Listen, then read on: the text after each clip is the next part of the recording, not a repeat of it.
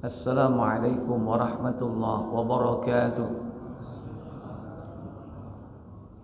Innal hamdalillah nahmaduhu wa nasta'inuhu wa nastaghfiruh wa na'udzu billahi min sururi anfusina wa min sayyiati a'malina. Man yahdihillahu fala mudilla lahu wa man yudlil fala hadiya lahu. Wa asyhadu an la ilaha illallah wahdahu la syarika lahu wa asyhadu anna Muhammadan abduhu wa rasuluh. Allahumma salli wa sallim wa barik ala Muhammadin sallallahu alaihi wa ala alihi wa ashabihi wa man tabi'ahum bi ihsanin ila yaumiddin, amma ba'd. Puja dan puji syukur kita panjatkan kehadiran Allah yang telah melimpahkan nikmat kepada kita semua. Pada malam yang berbahagia ini dipertemukan kita kembali dalam keadaan sehat walafiat, dalam kondisi sebagai seorang muslim dan muslimah. Semoga berkumpulnya nikmat sehat dan nikmat iman tetap terpelihara hingga datangnya malakul maut menjemput kita. Semoga Allah memberi nikmat di akhir hidup kita kelak dengan husnul khatimah.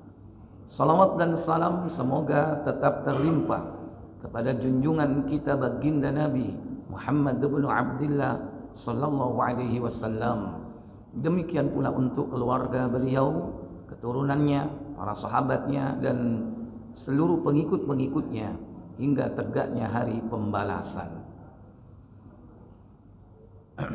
Bapak Ibu, saudara-saudari yang dirahmati Allah, kita sekarang berada di bulan Dzulqa'dah yang insyaallah akan dilanjutkan memasuki bulan Dzulhijjah. Keduanya merupakan bulan suci. Disebut di dalam Al-Quran sebagai bulan haram. Bulan haram ada 4 jumlahnya. Bulan haram artinya suci. Sebagaimana Allah memiliki dimensi ruang. Ada ruang yang suci. Ruang yang suci itu telah ditetapkan oleh Allah, yaitu Makkatul Mukarramah wal Madinatul Munawwarah. Dia disebut dengan Haramain. Haramain, 2 tanah suci. Haram artinya suci. Itulah ruang yang suci. Tapi bahwa Allah menciptakan bukan hanya ruang tapi juga waktu. Ada waktu-waktu yang suci. Nah, waktu yang suci dalam setahun yang telah Allah tetapkan ada 4 bulan. 4 bulan itu adalah Dzulqa'dah, Dzulhijjah, Muharram dan Rajab. Sebagaimana firman Allah dalam surah At-Taubah ayat ke-36. Siapkan tafsir Ibnu Katsir. Allah berfirman, Inna iddatash syuhuri 'indallahi 12 syahran fi kitabillahi yawma khalaqas samawati wal arda minha arba'atun hurum dzalikad dinul qayyim. Baik, saya potong di situ. Apa kata Allah Jalla wa'ala? Sesungguhnya bilangan bulan pada sisi Allah ialah 12 bulan. Dalam ketetapan Allah di waktu Dia menciptakan langit dan bumi, di antaranya 4 bulan haram. Itulah ketetapan agama yang lurus. Allah katakan, Inna iddatash syuhuri, sesungguhnya perhitungan bulan, indallah, di sisi Allah, 12 syahra, ada 12 bulan. Fi kitabillahi, dalam ketetapan Allah. Kapan Allah tetapkan itu? yauma khalaqas samawati wal arda, tatkala Allah menciptakan langit dan bumi. Minha arba'atun hurum, di antaranya ada 4 bulan suci. Ya, syukran. Dzalika dinul qayyim, inilah ketetapan agama Allah yang lurus. Maka dalam sebuah riwayat Imam Ahmad menyebutkan tentang bulan tersebut sebagai bulan suci, sebagaimana dinukil oleh Ibnu Katsir. Silakan. Imam Ahmad mengatakan, telah menceritakan kepada kami Ismail, telah menceritakan kepada kami Ibnu Sirin dari Abu Bakra bahwa Nabi sallallahu alaihi wasallam berkhutbah dalam haji wada'nya. Antara lain beliau sallallahu alaihi wasallam bersabda, "Ingatlah, sesungguhnya zaman telah berputar seperti keadaannya sejak hari Allah menciptakan langit dan bumi." Jadi tidak ada perubahan ketika Allah menciptakan langit dan bumi sampai hari ini. Zaman berputar, tidak ada perbedaan. Setahun, 1 tahun, 1 tahun terdiri atas 12 bulan. 4 bulan diantaranya adalah bulan-bulan haram atau suci. apa saja? 3 diantaranya berturut-turut. Salasatun mutawaliyah, 3 berurutan, yaitu Zulqa'dah, bulan 11, Zulhijjah, bulan 12, dan Muharram. bulan pertama. Yang lainnya ialah Rajab Mudhar, Rajab Mudhar yang terletak di antara bulan Jumadha, yaitu Jumadal Akhir dan Sya'ban. Iya, itulah bulan suci. Kalau bulan Rajab bulan keberapa, Pak? Bulan Agustus bulan keberapa, Pak? Kenapa langsung jawab? Saya tanya Rajab bulan berapa masih mikir. Halo? Hah? Ayo coba dihitung dari depan. Muharram. Ayo. Muharram, Safar, Rabiul Awal. Ah, kalau ini bisa semua itu. Mesti dari awal, setelah awal mesti apa? Terus Jumadil Awal, Jumadis Tsani, terus. Nah, Rajab berapa? Ayo, berapa? 8 apa 7? 7. Kalau 8 Agustus. Bulan keramat antum itu. Ya, jadi bulan Rajab, bulan ke-7. Ya. Nah, 3 berurutan, 1 menyendiri. Baik, langsung. Bulan-bulan haram itu adalah 3 berurutan, 1 menyendiri.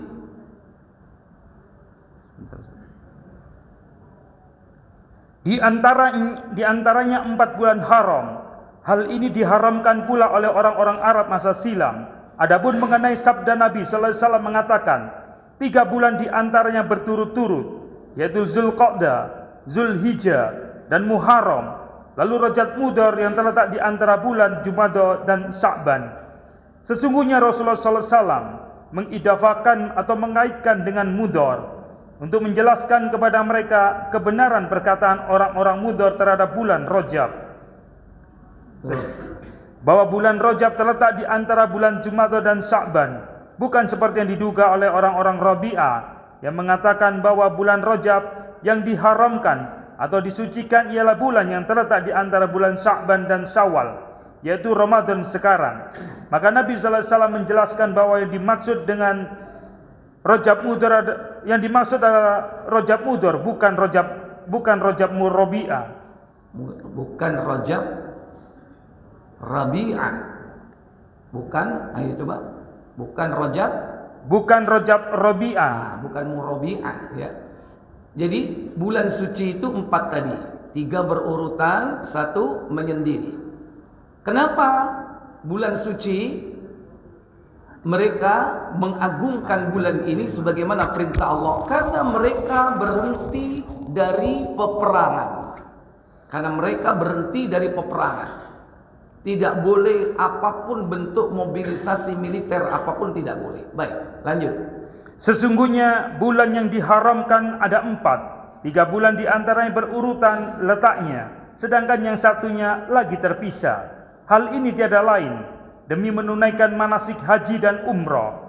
Maka diharamkan atau disucikan 1 bulan sebelum bulan haji, yaitu bulan Zulqa'dah, karena mereka dalam bulan itu beristirahat, tidak mau berperang. Tidak boleh bentuk mobilisasi militer, baik itu penaklukan, pembebasan dan apapun.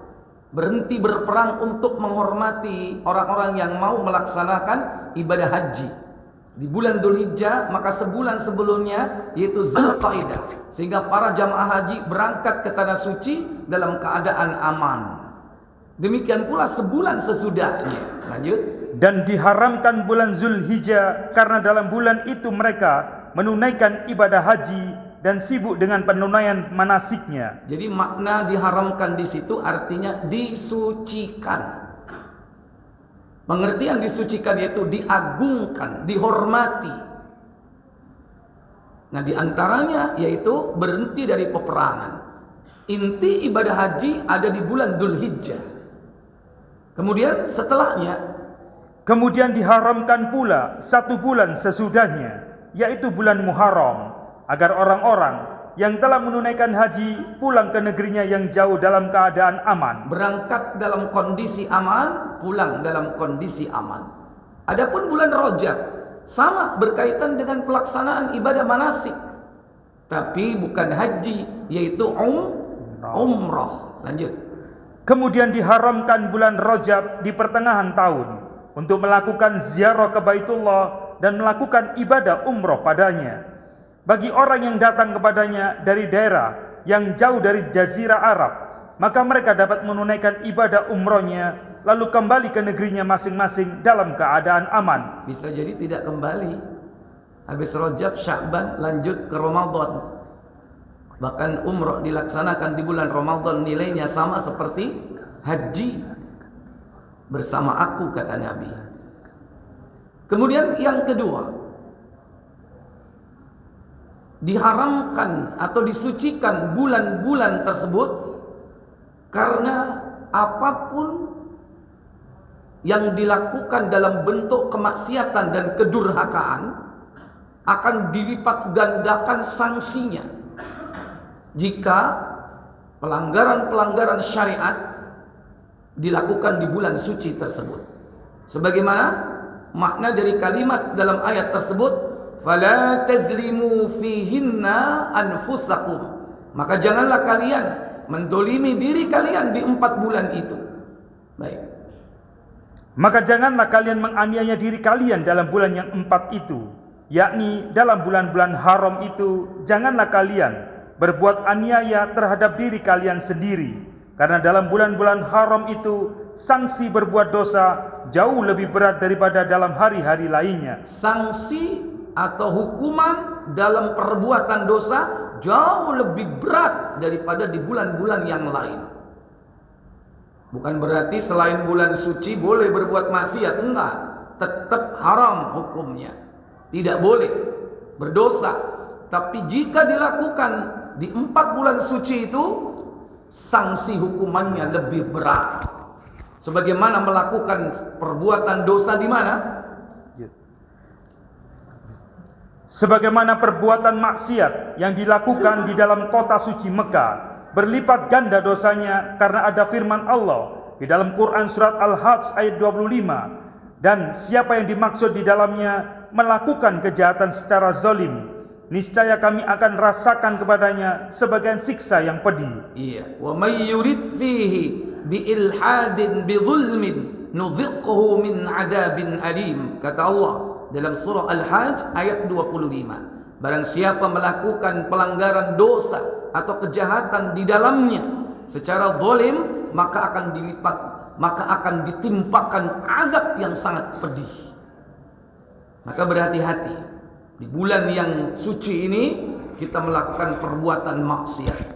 Bahkan menurut mazhab Syafi'i, segala macam bentuk diat, denda, kafarat jika dilakukan di bulan-bulan suci, maka dilipat gandakan dendanya. Lanjut. Demikian pula dalam bulan suci, perbuatan dosa diperberat sanksinya. Karena itulah di dalam mazhab Imam Syafi'i dan segolongan ulama disebutkan bahwa hukuman diat diperberat dalam bulan itu, sebagaimana diat diperberat pula terhadap orang yang melakukan pembunuhan di dalam tanah suci atau membunuh orang yang sedang ihram. Iya. Ini kalau diat yang berkaitan dengan din, hukum syariat. Tapi pelaksanaan dari yakni pendapat dari mazhab Syafi'iyah bahwa denda apapun yang terjadi pada saat itu boleh dilipat gandakan. Kalau di negeri kita sekarang ini denda-denda itu apa contohnya? Yang umum, Pak. Kalau terlambat apa? Hah? Bayar listrik. Kalau pas di bulan suci dilipat gandakan nggak dendanya? Hah? Enggak. Untung PLN nggak ngaji, Pak. Ya kan? Kalau PLN ngaji dilipat gandakan dendanya nggak salah, karena dia memakai mazhab Syafi'i.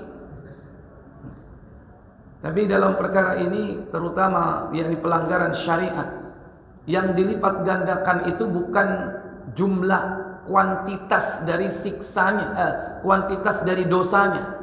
Karena dalam Islam tidak ada pelipat gandaan dosa. Yang ada itu pelipat gandaan jumlah pahala. 10 jadi 700 jadi tanpa batas. Itu kalau pahala dilipat gandakan kuantiti, jumlah. Adapun kalau dosa, satu dosa hukumannya satu.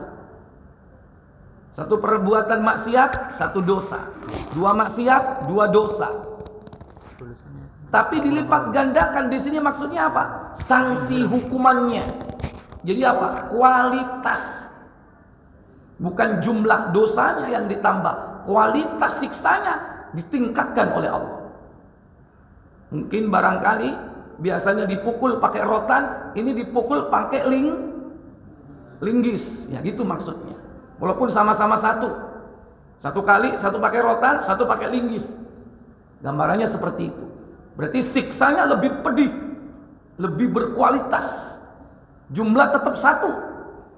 Ini jika dilakukan di bulan suci, segala macam bentuk perbuatan dolim dan maksiat. Di antara perbuatan dolim dan maksiat itu apa? Yang dilakukan oleh orang-orang kafir Quraisy dulu, menghalalkan yang diharamkan Allah dan mengharamkan apa yang dihalalkan oleh Allah. Sebagaimana pendapat dari Abu Ishaq. Lanjut baca tafsir. Ayo saya. Hamad ibnu Salamah telah meriwayatkan dari Ali ibnu Zaid, dari Yusuf ibnu Mahram, dari Ibnu Abbas sehubungan dengan makna firman-Nya. Maka janganlah kalian menganiaya diri kalian sendiri dalam bulan yang 4, yakni dalam semua bulan. Ali ibnu Abu Talha telah meriwayatkan dari Ibnu Abbas sehubungan dengan makna firman-Nya, sesungguhnya bilangan bulan pada sisi Allah hingga akhir hayat. Maka janganlah kalian menganiaya diri kalian sendiri dalam semua bulan. Kemudian dikecualikan dari semua bulan itu sebanyak 4 bulan. Keempat bulan itu dijadikan sebagai bulan haram atau bulan suci yang kesuciannya diagungkan, dan sanksi perbuatan dosa yang dilakukan padanya diperbesar, serta pahala amal solih yang dilakukan di dalamnya diperbesar pula. Nah, sebaliknya Bapak Ibu, kabar gembiranya segala macam perbuatan yang baik, yang salih, maka dilipat gandakan oleh Allah Jalla wa'ala pahalanya. Baik, lanjut. Qatadah telah mengatakan sehubungan dengan makna firman-Nya, maka janganlah kalian menganiaya diri kalian sendiri dalam bulan yang 4 itu. Sesungguhnya melakukan perbuatan aniaya dalam bulan-bulan haram, maka dosa dan sanksinya jauh lebih besar daripada melakukan perbuatan aniaya dalam bulan-bulan yang lain. Sementara kalau dimensi ruang, orang bisa keluar dari ruang itu. Tidak pengen berat sanksinya, dia keluar dari tanah suci. Mungkin dia berbuat diserengseng kan. Beda kan? Berbuat di Madinah, berbuat jahat dengan diserengseng sama di Madinah, beda kan? Beda. Orang bisa keluar dari tanah suci. Tapi kalau bulan suci, orang bisa keluar nggak? Mau cari kolong langit yang mana? Mau cari bumi lain yang mana yang bisa keluar dari bulan suci? Nggak bisa. Kalau tanah suci, ruang suci masih bisa orang bisa keluar. Tapi kalau bulan suci tidak bisa. Baik. Sekalipun pada prinsipnya perbuatan aniaya itu kapan saja dilakukan dosanya tetap besar. tetapi Allah lebih memperbesar urusannya sesuai dengan apa yang dikehendakinya. Selanjutnya, Qatadah mengatakan, sesungguhnya Allah telah memiliki banyak pilihan dari kalangan makhluknya. Dia memilih dari kalangan para malaikat yang dijadikannya sebagai utusan-utusannya. Juga dari kalangan manusia, dia memilih orang-orang yang dijadikannya sebagai utusan-utusannya. Dia memilih dari kalamnya, yaitu Al-Quran. Dari bumi ini, masjid-masjid. Dari bulan-bulan ini, bulan Ramadan dan bulan-bulan haram. Dari hari-hari ini, memilih hari Jumat. Dan dari malam-malam hari, dia memilih Lailatul Qadar. Oleh sebab itu, agungkanlah apa yang diagungkan oleh Allah, karena sesungguhnya pengagungan itu hanyalah kepada apa yang diagungkan oleh Allah. Maka jangan ciptakan sendiri saat-saat kapan kita harus mengagungkan maka apa yang telah diagungkan Allah. Jangan membuat hari-hari, waktu-waktu, tempat-tempat yang diagungkan sementara Allah tidak pernah mengagungkan.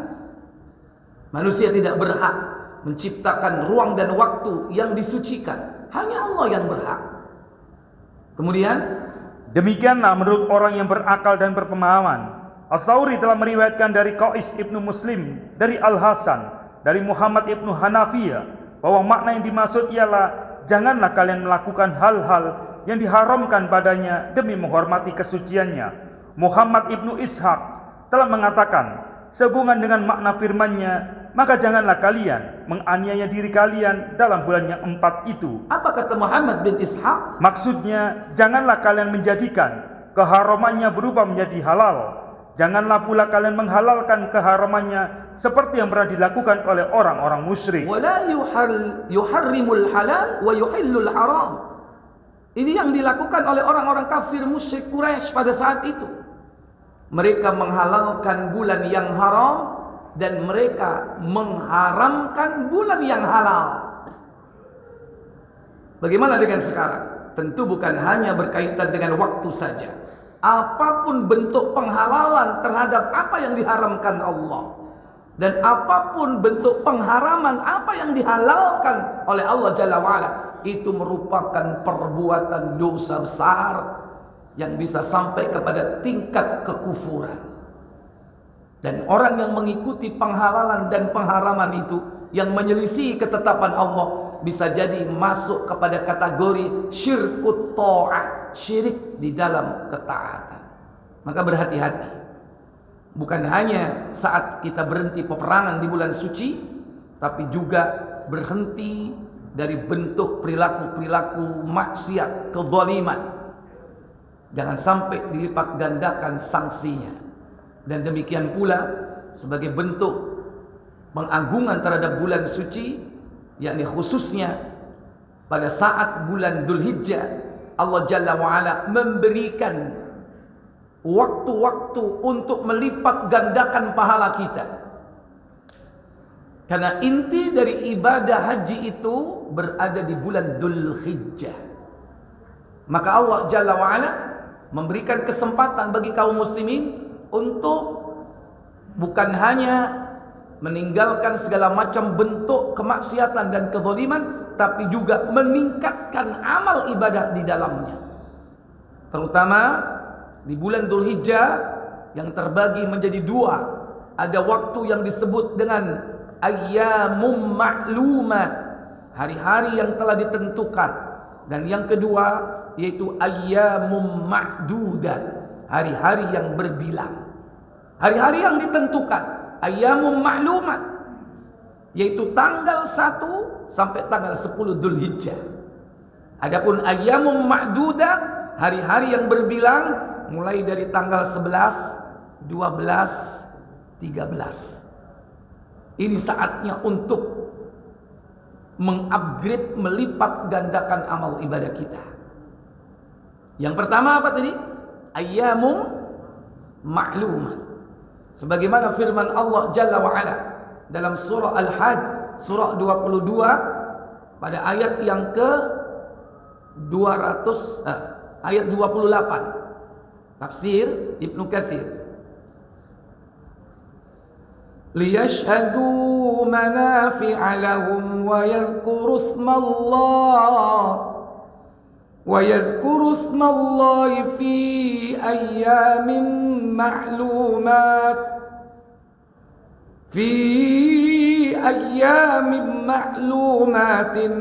على ما رزقهم من بهيمة الأنعام فكلوا منها وأطعموا البائس الفقير.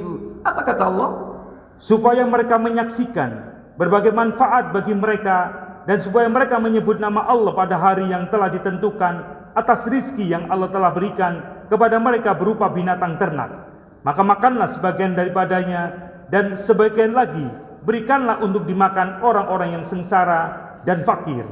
Allah katakan dalam ayat ini, liyashhadu manafi'a. Hendaklah mereka mempersaksikan berbagai macam manfaat. Manfaat apa? Melompat kepada kalimat mim bahimatil an'am, yaitu manfaat nikmat Allah berupa hewan ternak.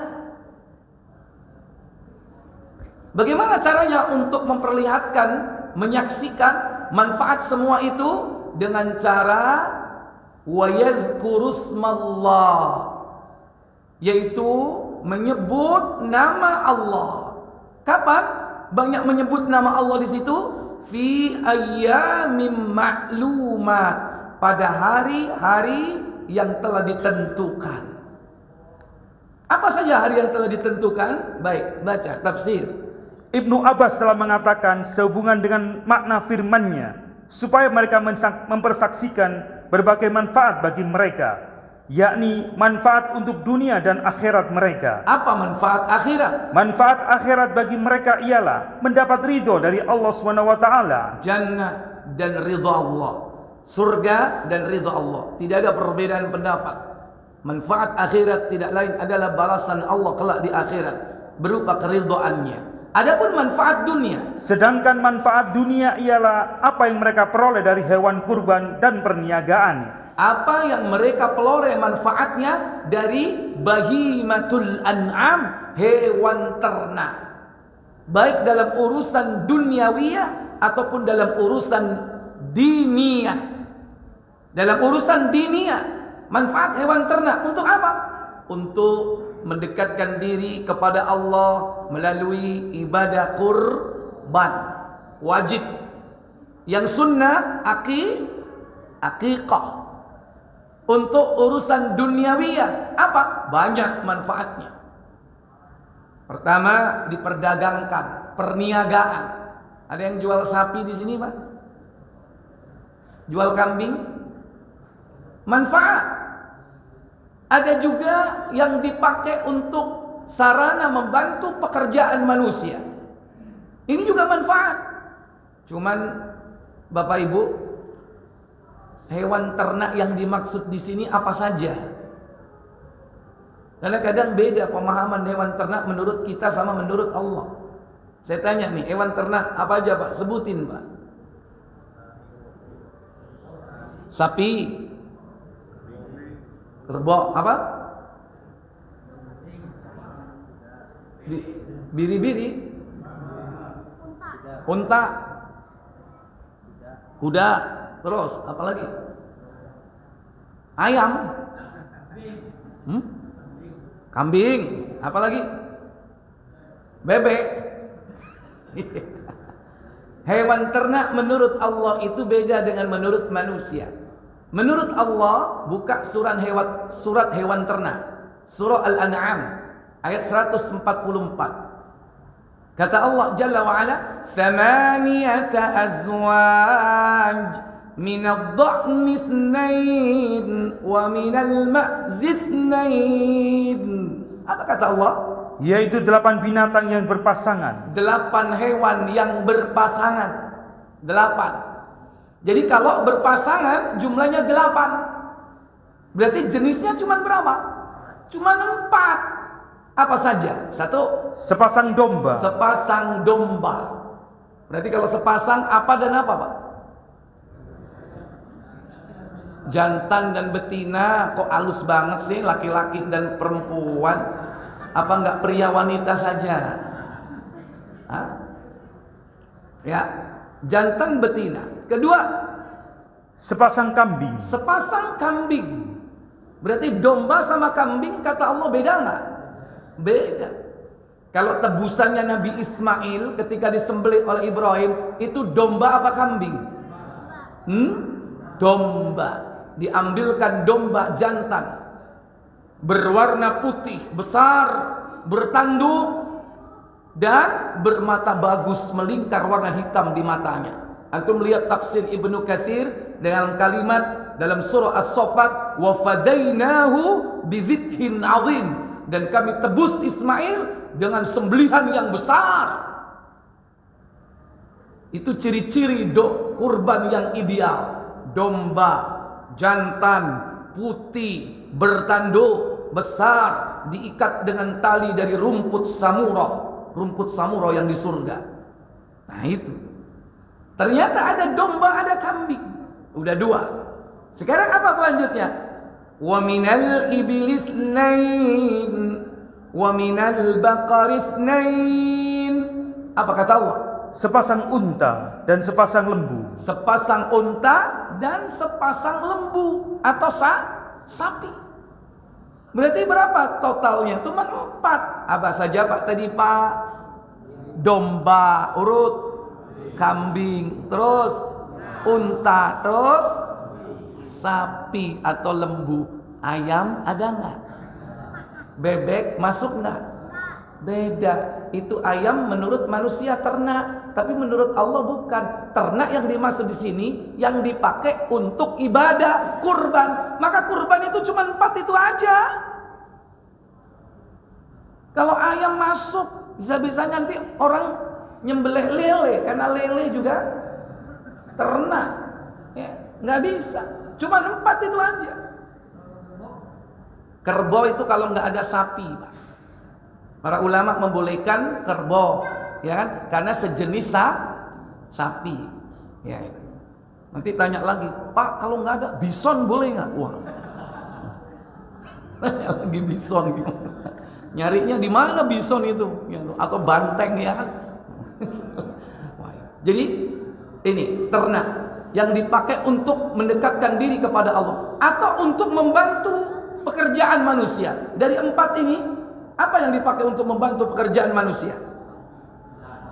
Unta, untuk apa unta? Ya, ditunggangi, membawa barang. Apalagi selain itu? Sapi, domba, kambing, bisa nggak? Kagak bisa. Nah ini. Dan juga diperdagangkan. Minimal apa? Ya, dibuat makan, bikin rendang. Itu manfaat. Ya kan? Coba, rendang umumnya daging apa, Pak? Sapi, ya. Daging kambing pernah nggak rendang kambing? Tapi yang dijual nggak ada, Pak ya. Nah, ini. Itu manfaat, diperdagangkan baik dalam kondisi hidup, dalam kondisi belum dimasak, dalam kondisi udah jadi masakan. Itu manfaat yang harus kita pertunjukkan kepada Allah, kepada umat ini dengan cara bersyukur, menyebut nama Allah. Belum lagi nanti dalam rangka mendekatkan diri kepada Allah. Makanya Allah katakan, fakulu minha, makanlah sebagian darinya, wa atimul ba'is al-faqir, dan sebagian lagi berikan kepada orang sengsara lagi fakir. Dari ayat ini para ulama kemudian menafsirkan pembagian hewan itu sepertiga boleh dimakan untuk sendiri, 2/3-nya boleh diberikan kepada orang lain, baik berupa hak kurbannya atau bahkan boleh sebagai hadiah. Wallahu a'lam. Baik, lanjut. Bagaimana caranya kita pada saat yang telah ditentukan itu untuk mensaksikan atau mempersaksikan berbagai macam nikmat yang Allah berikan kepada kita? Lanjut. Al-Hajj saja. Iya. Lanjutkan, ayo. Manfaat akhirat bagi mereka ialah mendapatkan ridho dari Allah, sedangkan manfaat dunia adalah apa yang mereka peroleh dari hewan kurban dan perniagaan. Hal yang sama telah dikatakan oleh Mujahid dan lain-lainnya yang bukan hanya seorang, bahwa yang dimaksud dengan manfaat ialah manfaat dunia dan akhirat. Sama halnya dengan apa yang disebutkan oleh firman-Nya, dalam Quran surat Al-Baqarah 198, tidak ada dosa bagi kalian untuk mencari karunia atau rezeki hasil perniagaan dari Rabb kalian. Adapun firman berikutnya, supaya mereka menyebut nama Allah pada hari yang telah ditentukan atas rezeki yang Allah telah berikan kepada mereka berupa binatang ternak. Su'bah dan Hashim telah meriwayatkan dari Abu Bishr, dari Sa'id, dari Ibnu Abbas radhiyallahu anhuma, bahwa hari-hari yang ditentukan ialah hari-hari belasan.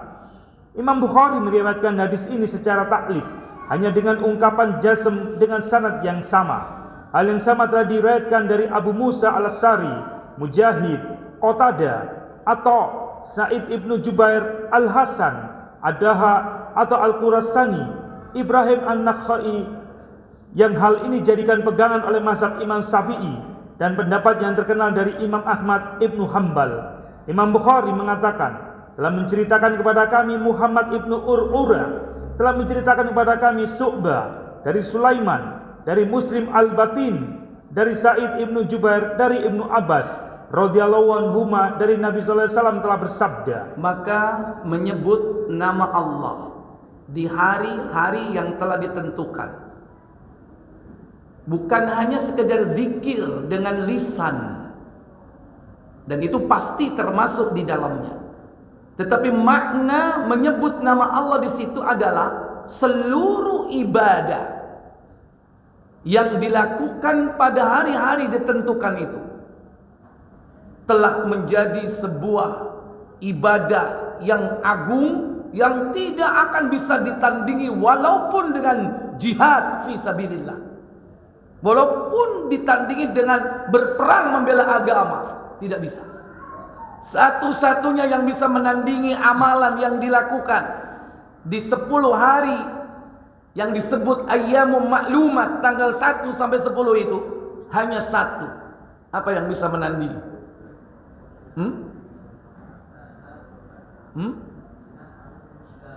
Jihad, meninggal. Berarti apa? Mati syahid. Hanya mati syahid yang bisa menandingi amal yang dilakukan mulai tanggal 1 sampai 10 Dzulhijjah. Sebagaimana dalam sebuah riwayat, ya, yaitu Ibnu Abbas radhiyallahu taala anhuma, silakan. Dari Ibnu Abbas radhiyallahu anhuma, dari Nabi sallallahu alaihi wasallam telah bersabda. Apa sabda beliau sallallahu alaihi wasallam? Tiada suatu amal perbuatan di hari manapun yang lebih utama daripada amal yang hari-hari ini. Iya, yaitu mereka bertanya, tidak pula berjihad di jalan Allah. Ma min ayyamin, tidak ada satu hari ahabbu indallah, ahabbu ilallah wa a'dhamu indallah, yang dicintai Allah, yang agung di sisi Allah, illa hadhil ayyamil ashr, melainkan yakni 10 hari di bulan Dzulhijjah. 10 hari di bulan Dzulhijjah. Maka sahabat bertanya, walal jihad fi sabilillah, apakah tidak jihad fi sabilillah? Apa jawab Rasulullah? Rasulullah SAW menjawab, tidak pula berjihad di jalan Allah. Walal jihad fi sabilillah, tidak juga bisa ditandingi dengan jihad fi sabilillah, kecuali apa kata beliau? Kecuali seorang lelaki yang mengorbankan jiwa dan hartanya di jalan Allah, dan yang pulang hanya namanya saja. Illa rajulun, kecuali seseorang, kharaja min baiti, keluar dari rumahnya, binafsihi wa mali, dia berjuang, berjihad dengan jiwanya, dengan hartanya, falam yarji min dzalika bi syai', sementara tidak kembali apa saja yang dia bawa tadi itu, tidak kembali jiwanya, tidak kembali hartanya, mungkin satu-satunya yang kembali hanya tinggal apanya? Namanya saja, yaitu dia mati syahid. Inilah yang bisa menandingi Bapak Ibu saudara sekalian amal yang dilakukan di 10 hari pertama di bulan Dzulhijjah yang disebut dengan ayyamum ma'lumat. Yang kedua, ayyamum ma'dudat, hari-hari yang berbilang. Hari-hari yang berbilang disebutkan oleh Allah di dalam surah Al-Baqarah, surat kedua, yaitu pada ayat 203. Kata Allah, واذكروا الله في أيام معدودات فمن تأجل في يومين فلا إثم عليه ومن تأخر فلا إثم عليه. Saya potong di situ. Apa kata Allah? Dan berzikirlah dengan menyebut Allah dalam beberapa hari yang berbilang. Barang siapa yang ingin cepat berangkat dari Mina sesudah 2 hari, maka tiada dosa baginya. Dan barang siapa yang ingin menangguhkan keberangkatannya dari 2 hari itu, maka tidak ada dosa pula baginya. Kata Allah, wadhkurullah, dan berzikirlah, menyebut nama Allah, fi ayyamin ma'dudat, pada hari-hari yang berbilang, 11, 12, 13. Faman ta'ajjala, barang siapa yang bersegera, fi yaumain fala itsma alaih, 2 hari setelah hari nahar, tanggal 11, tanggal 12 dia mabit di Mina. Setelah itu dia kembali ke maktab. Selama dia mabit di Mina, dia melakukan lempar 3 jumrah. Jumratul ula, jumratul wusta, dan jumratul aqabah setelah waktu duha. Maka setelah itu dia pulang, maka tidak ada dosa baginya. Wa man ta'akhkhara, atau dia mengakhirkan semuanya. Dia mabit di Mina, siangnya lempar 3 jumrah, tanggal 11, 12, 13 sampai akhir dari hari tasyrik, maka itu pun juga tidak mengapa. Maka sempurnalah ibadah hajinya. Semua itu dalam rangka apa? Mengingat Allah. Ingat, lempar jumrah bukan untuk melempar syaitan, tapi semata-mata untuk apa? Mengingat Allah. Demikian pula di hari-hari tasyrik, bagi mereka yang tidak melakukan ibadah haji, tidak mabit di Mina, mereka menyembelih hewan kurban. Semua itu dalam rangka untuk mengingat Allah. Allah enggak butuh darahnya, Allah tidak butuh dagingnya, tapi takwanya yang dibutuh dan yang sampai kepada Allah Jalla wa'ala. Baik, tafsir, silakan baca. Azan. Sebentar, Al-Baqarah 203. Hari itu disebut dengan ayyamut tasyrik. Ibnu Abbas mengatakan, yang dimaksud dengan hari-hari yang berbilang ialah hari-hari tasyrik. Terus juga dikenal dengan sebutan hari-hari yang telah diketahui, yaitu hari belasan. Ikrimah mengatakan, sehubungan dengan makna firman-Nya, dan berzikirlah dengan menyebut Allah dalam beberapa hari yang berbilang. Yang dimaksud dengan berzikir ialah bertakbir dalam hari-hari tasyrik sesudah salat 5 waktu. Demikian pula zikir secara lisan, yakni banyak-banyak mengucapkan takbir setelah salat fardu 5 waktu dengan kalimat yang berbunyi Allahu Akbar, Allahu Akbar, la ilaha illallah, wallahu akbar, Allahu Akbar, walillahil hamd. Itu takbir muqayyad yang dianjurkan untuk diperbanyak selama hari tasyrik. Baik, kemudian Imam Ahmad mengatakan dalam menceritakan kepada kami Waqi, dalam menceritakan kepada kami Musa ibnu Ali dari ayahnya, yang menceritakan bahwa ia pernah mendengar Uqbah ibnu Amir menceritakan hadis berikut, bahwa Rasulullah SAW pernah bersabda, hari Arafah dan hari kurban serta hari-hari tasyrik adalah hari raya kita pemeluk agama Islam. Ia adalah hari-hari makan dan minum. Imam Ahmad meriwayatkan pula dalam menceritakan kepada kami Hisham, dalam menceritakan kepada kami Khalid dari Abul Mali dari Nabisa al-Husali, yang menceritakan bahwa Rasulullah SAW pernah bersabda, hari-hari tasyrik adalah hari-hari untuk makan dan minum serta berzikir kepada Allah. Maka di samping kita banyak berzikir, hari-hari itu adalah hari-hari untuk menikmati nikmat Allah dari hewan-hewan ternak yang Allah berikan kepada kita. Maka 5 hari, mulai dari hari Arafah, kemudian hari Nahar 10 Dzulhijjah, hari Tasyrik 11, 12, 13, itulah hari raya kita. Cuman kalau bagi kita hari Arafah justru dianjurkan berpuasa. Adapun bagi mereka yang haji, mulai dari Arafah, hari nahar, tanggal 11, 12, 13 hari tasyrik, mereka menikmati nikmat Allah tabaraka wa ta'ala. Baik, sudah azan? Diadzanin dulu, kita lanjutkan nanti sebentar. Silakan.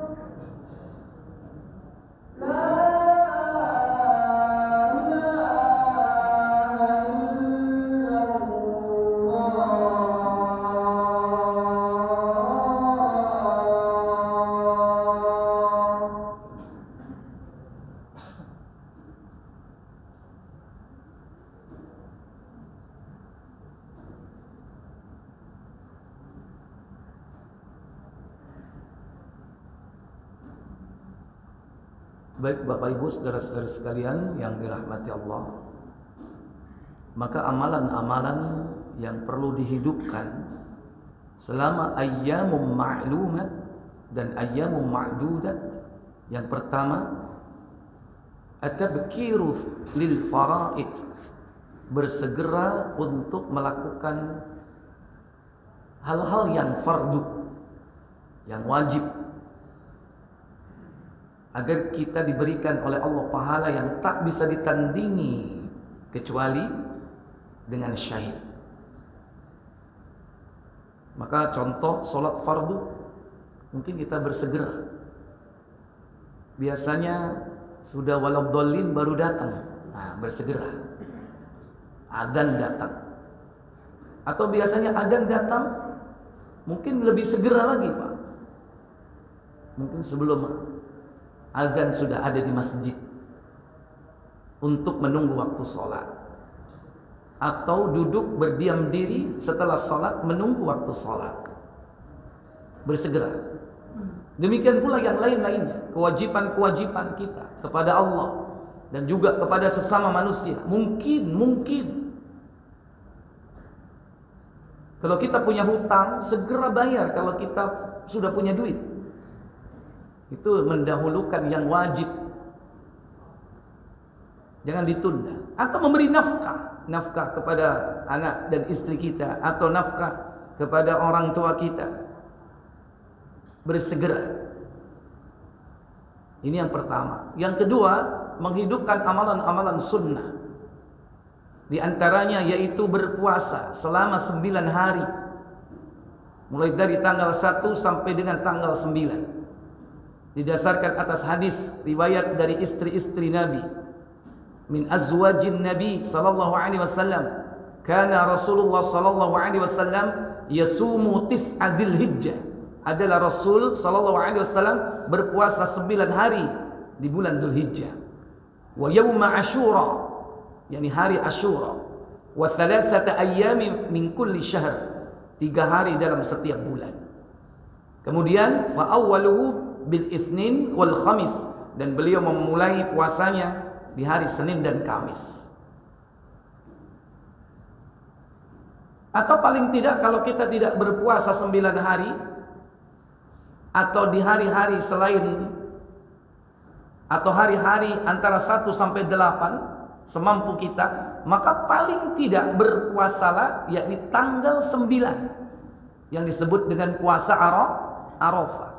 Yang bukan hanya puasa ini merupakan amal soleh yang tidak bisa ditandingi sekalipun dengan jihad, kecuali dengan mati syahid, tapi puasa ini juga memiliki fadilah yang lain. Apa fadilahnya? Menghapus dosa tahun lalu dan yang akan datang. Diriwayatkan dari sahabat Abu Qatadah bahwasanya ada seorang lelaki bertanya tentang puasa Arafah. Kata beliau, ayyukaffira as-sanatal madiyah wal baqiyah, semoga dapat menghapus dosa tahun yang lalu dan yang akan datang. Puasa Arafah. Yang keempat yaitu laksanakan salat Id. Jangan sampai tinggalkan salat Id. Karena salat Id ini salat yang tidak pernah ditinggal Nabi seumur hidup, sehingga sebagian ulama menghukumnya wajib. Alasan kedua apa? Gadis-gadis pingitan, wanita-wanita haid dianjurkan keluar dari rumahnya untuk menghadiri salat Id. Yang haid tidak melaksanakan salat Id, tapi mereka mendatangi tempat itu untuk apa? Mendengarkan nasihat dari para khatib. Bahkan salat Id jika terjadi di hari Jumat, dia bisa menggugurkan ibadah Jumat. Artinya seseorang boleh tidak melakukan ibadah Jumat kalau pagi harinya dia sudah melaksanakan salat apa? Salat Id. Tapi tetap salat duhur. Jangan enggak salat duhur. Enggak 5 waktu dong salatnya. Hadiri salat Id. Yang kelima, memperbanyak zikir kepada Allah Jalla wa'ala. Apa itu? Takbir, tahmid, tasbih, tahlil, zikir mutlak. Silakan. Dalam riwayat Musnad Imam Ahmad, ma min ayyam a'zamu 'indallah wa ahabbu ilallah, tidak ada waktu, hari-hari yang lebih agung di sisi Allah, dicintai oleh Allah, min hadhil ayyamil 'ashr, melainkan 10 hari di bulan Dzulhijjah. Fa'aksiru, kata beliau, perbanyaklah oleh kalian bitakbir wat tahmid wat tahlil. Perbanyak secara mutlak, kapan saja, di mana saja, tidak terikat waktu dan tempat kecuali tempat yang dilarang, tidak terikat dengan hitungan, tidak terikat dengan syarat-syarat. Silakan. Yang kedua, takbir muqayyadah. Apa? Yang ditetapkan redaksi kalimatnya, ditetapkan waktunya. Kapan? Yaitu takbir yang berbunyi Allahu Akbar dan seterusnya. Mulai kapan? Sejak tanggal 9 Dzulhijjah, hari Arafah. Di dalam Sahih Ad-Darqutni, Nabi SAW ketika hari Arafah tanggal 9 Dzulhijjah, beliau selesai salat subuh menghadapkan wajahnya kepada para jamaah dan beliau bertakbir, diikuti oleh para sahabat bertakbir. Dan takbir ini terus berlangsung sampai hari nahar, sampai hari tasyrik, berakhir di tanggal 13. Ini takbir muqayyad. Mau 2 kali depannya takbirnya depannya 2 kali, mau 3 kali silakan. Yang 2 kali Allahu Akbar didasarkan riwayat Ad-Darqutni. Adapun yang 3 kali Allahu Akbar berdasarkan riwayat Al-Hakim. Silakan pakai dua-duanya, boleh. Cuman sekarang seakan menjadi tradisi, Pak. Kalau 2 itu Muhammad dia. Kalau 3 takbirnya NU. Tidak. Muhammadiyah tidak NU. Muhammadiyah NU tidak punya takbir. Yang punya Allah dan Rasulnya. Mau pakai yang 2 kali, mau yang pakai 3 kali, silakan. Kalau di Saudi berapa kali takbirnya? 2 atau 3? Wah, nggak dengar kelihatannya.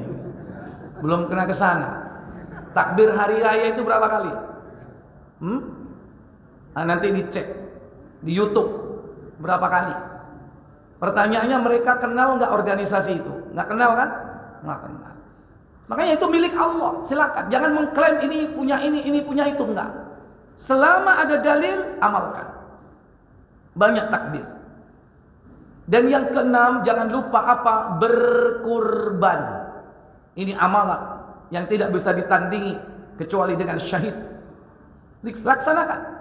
Nabi mengatakan ketika beliau wukuf di Arafah, ayyuhan nas, wahai manusia, inna ala kulli ahli baitin, sesungguhnya bagi setiap kepala keluarga, fi kulli am udhiyah, setiap tahun wajib menyembelih hewan kurban. Walaupun hanya 1 untuk seluruh anggota keluarga. Maka berapapun yang kita punya, mau punya kambing 1, mau punya kambing 2, mau punya kambing 3, maka matematika cerdas dalam ibadah apa? Semua niatkan untuk seluruh anggota keluarga. Sebagaimana diajarkan menyembelih hewan kurban kita dengan ucapan Bismillah, dengan nama Allah, Allahu Akbar, Allah Maha Besar, hadza anni wa ahli, ini adalah dariku dan keluargaku. Maka yang dapat pahala siapa? Kita sebagai kepala keluarga, istri-istri kita yang dapat pahala juga, anak-anak kita dapat pahala yang sama. Bahkan kedua orang tua kita pun mendapatkan pahala yang sama, baik yang hidup maupun yang mati. Oleh karena itu, tidak ada tuntunan berkurban untuk yang mati secara mandiri. Ada seorang yang sudah mati, kurban atas nama fulan atau fulana, Allahu yarham, yang sudah mati. Tidak ada tuntunan di dalam Islam. Kurban bagi orang yang mati itu, dia dapat pahala apabila dia diikutkan yang hidup. Siapa yang berkurban? Kepala anaknya, anak laki-lakinya yang berkurban, maka dia akan dapat pahala, istrinya dapat pahala, anak-anaknya dapat pahala, dan orang tuanya pun dapat pahala. Sebagaimana Nabi SAW juga berkurban untuk seluruh umatnya. Kata Nabi, buka Abu Dawud 2810, 2810. Dari Jabir bin Abdullah radhiyallahu an, ia berkata, Aku bersama Rasulullah SAW melaksanakan sholat Idul Adha di musola.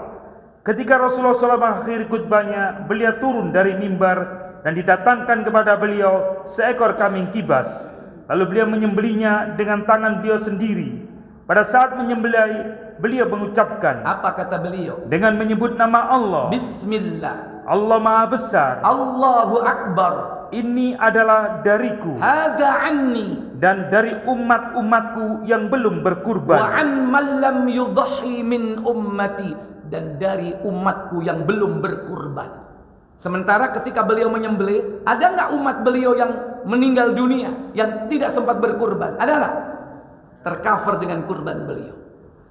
Ada nggak umat Rasulullah yang akan terlahir setelah ini?